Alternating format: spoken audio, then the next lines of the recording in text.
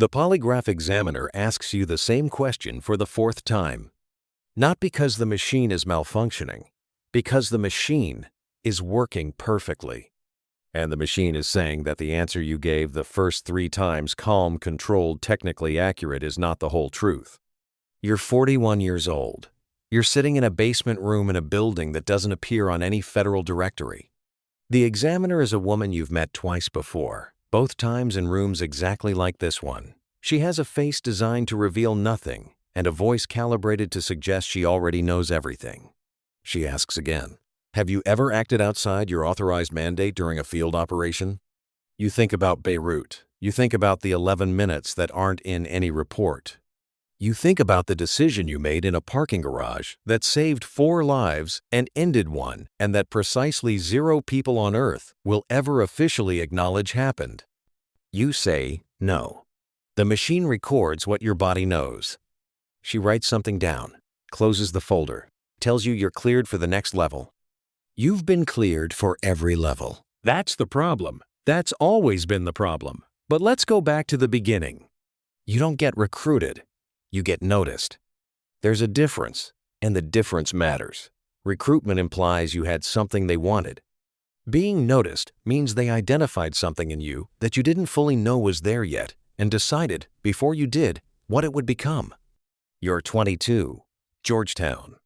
International Relations and Arabic, double major, thesis on non-state actors in post-occupation Iraq that your professor called the most operationally fluent academic paper he'd read from an undergraduate.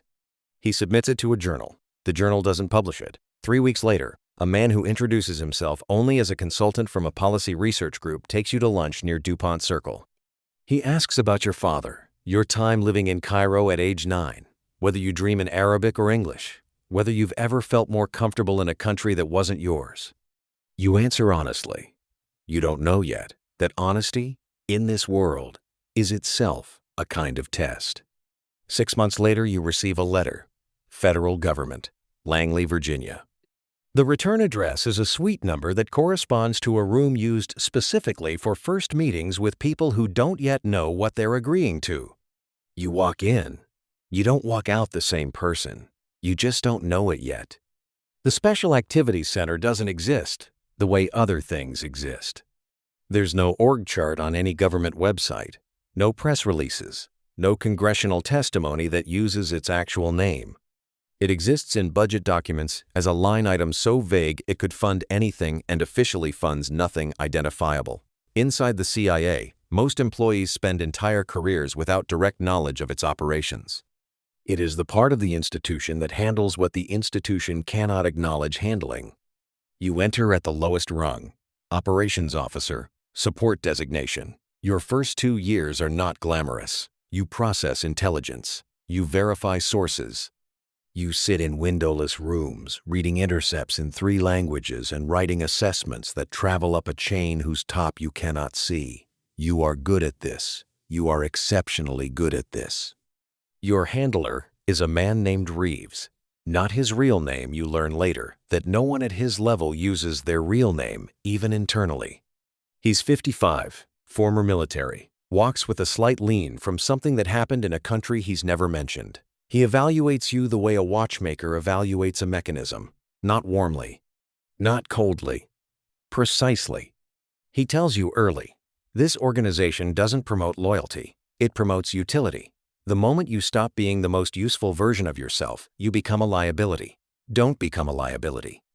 You absorb this. You file it next to everything else you're learning about a world where the most important rules are the ones no one writes down. At 27, you go into the field for the first time. Not as an officer, as a supporting asset in a 2-person surveillance operation in Amman. You're there because you speak Levantine Arabic without an accent and can pass as a Lebanese businessman with enough surface credibility to hold a conversation at a hotel bar for 40 minutes without breaking. That's the entire job. 40 minutes, 1 target, 1 conversation designed to confirm whether a specific person is, who 3 months of intelligence suggests he is. You do it in 32 minutes. The debrief takes 4 hours. Every word you exchanged is reconstructed, analyzed, cross-referenced. You didn't just confirm the target's identity. You extracted, without trying to, two pieces of information that redirect the entire operation. Reeves looks at you across the debrief table and says nothing for a long moment. Then he says, "You listened better than you talked. Most people can't do that." At 31, you're running your own assets. Human intelligence, HUMINT. The architecture of trust, built deliberately over months and years, with people who believe you are someone you are not, in service of objectives they will never know they served. You are good at this in a way that occasionally disturbs you, not the deception, but how naturally it sits on you, how little it costs. At 34, you're read into special activities, the actual program, the operations that don't produce paper trails, that are authorized through channels so restricted that fewer than 40 people in the federal government know they exist. You are now in the part of the institution that handles consequences, not intelligence. The distinction is permanent and cannot be unfelt once you understand it. The first time you're present when a decision is made, not carried out, simply made in a room by men with the authority, you drive home and sit in your car for 20 minutes before you can go inside. Not because you disagree, because you understand, for the first time, the full weight of the machinery you are part of. Beirut happens when you're 38. You're not going to get the full details here, because the full details don't exist anywhere outside of the memory of 3 people, one of whom is dead. What you'll get is the architecture. An operation goes wrong in the way that only operations involving human beings can go wrong, not through equipment failure or intelligence gaps, but through a single person making a decision that no model predicted, because no model accounts for grief. Your asset's brother had been killed 4 days earlier. Nobody knew. The asset didn't report it. You didn't know to ask. The operation fractures at the extraction point.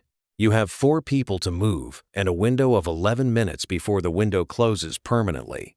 The 5th person in the parking garage is not supposed to be there, is not in any brief, is carrying something that changes the calculation entirely. You make a decision. In 11 minutes, in a parking garage in Beirut, without authorization, without communication up the chain, without time for anything except the information in front of you, and 20 years of judgment built from everything that came before. 4 people come home. The debrief is the most surgical experience of your career. Every second reconstructed. Every choice examined from angles you didn't have access to in the moment. The conclusion, delivered by a deputy director you've met exactly once before, is 3 sentences. The outcome was acceptable. The method was outside mandate. This conversation didn't happen. You are promoted 6 weeks later. No explanation given. None needed. At 40, they offer you the desk. Senior Intelligence Officer. Special activities. Your own program. Your own assets. A team of 11. Budget authority. The kind of role that people who've spent 20 years in the field spend 20 years trying to reach. It is, by every measure available to you, the arrival point. Your predecessor briefed you over 3 days. He's 58. Leaving for reasons he describes as personal and that you understand to be exhaustion of a kind that doesn't appear in any medical category. He hands you a series of folders on the last day. Then he pauses, looks at you the way Reeves looked at you in Amman 13 years ago precisely, like a mechanism being evaluated. He says, "There's a version of this job where you go home at night and sleep. I want you to know that version is available. Most people who sit in this chair never find it, but it exists." You take the folders. You thank him. You sit in the chair. You sleep fine the first night. You tell yourself, that means something.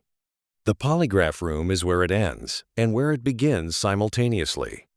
You are cleared. You are always cleared. Your file is a document of perfect utility, every operation within acceptable parameters, every decision defensible, every outcome classified as either successful or acceptable.